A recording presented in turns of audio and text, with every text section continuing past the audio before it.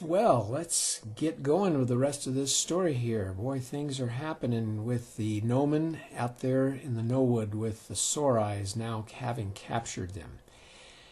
We're going to continue with chapter 26 today.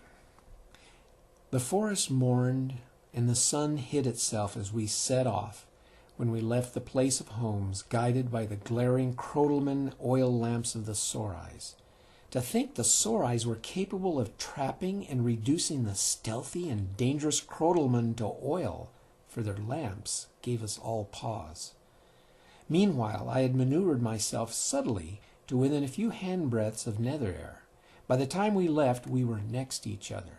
Needle Eye silently fell in step behind me, and we tried to assure each other as we exchanged brief glances when the Sorais weren't watching. The high spirits of the trek through the forest earlier was now a mocking echo, foreign to our friend and mother, the Nowood. As we glumly trudged on in silence, a few wisps of the cygnus-scent of Nark-nose mingled with cinnamon reached us. That was odd. Why would he? It struck me. The odor of cinnamon was one of alert. It was used as a fanfare to special occasions and events, a call together. Nark-nose wanted our attention. Then the cinnamon was replaced by a skunkweed smell, causing my nose to itch. Yet it was better than smelling the Sorais. That reminded me of my censer, and I dropped in a few cones of roasted pinon nut to let my fellows know my censer was still hot. I smelled the cygnus scent of other Nomen, though the strength was weak. No use bringing it to the attention of the Sorais, though they could stand in a pile of dung and hardly be aware of it. Again Nark-nose broke through our answering cygnus scents with skunkweed. Perhaps he referred to the Sorais, since none of us carried cones of manure incense. Following the skunkweed came the scent of the goat's head weed. Now that was a hard one to figure. It was a weed that spread out flat on the ground and had sharp stickers that resembled a goat's head in appearance. Another reference to Sorais, since they raised goats? No. Then what would the unpleasant skunkweed odor mean? A sticker. One wouldn't want to step on a goat's head. Go around it, jump over it. Then the scent of pine needles. At first I thought it was Needle Eye's incense, but no, it was mingled with Nark-nose's cygnus scent. Immediately, in fact, mingled with the pine needles were the scents of cottonwood bark, ash, spruce, aspen.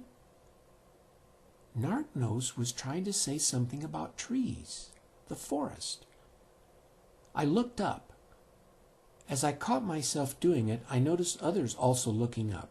I quickly gazed straight ahead. Of course, to escape the Sorais, skunkweed, jump up or avoid 'em, goat's head, by taking to the trees. Even though we weren't good climbers, our small size made us quicker than the towering Sorais. We were close to the narrow. Here the forest was especially thick with branches low to the ground. The younger ones and those with powerful springs in their feet could jump up and disappear. Others could be hoisted up. For a short time in the trees, the Nomen could move as well with their arms as with their legs. We could free our feet of the hobbles later. But when would we act? Then a new smell. The strong odor of lupamen, the dangerous neighbors with whom we shared the Nowood, unmistakable in its musty gray odor. Even the Sorais would notice. Nark-nose was creating that odor. "Lupamen!" somebody screamed, a voice disguised but recognizable as Nark-nose's. We all took the hint. "Lupamen! Lupamen! Lupamen!" The Sorais panicked. They started running right and left on the lookout for sudden attack. The Sorais were capable of defending against cunning lupamen gangs, but not on the spur of the moment in the confines of the forest, with Nomen prisoners underfoot. Then again, but in his natural voice, Nark-nose yelled, "Ay, ay, to the trees, Nomen!" We started flinging children and old ones in the air. They literally flew up out of sight, scrambling for the highest branches without disturbing a leaf. It was a challenge for us ground dwellers, but we were motivated. The Sorais chief caught on. "No, you fools! They aren't lupamen! That smell is from the Nomen censers!" But his men paid scant attention.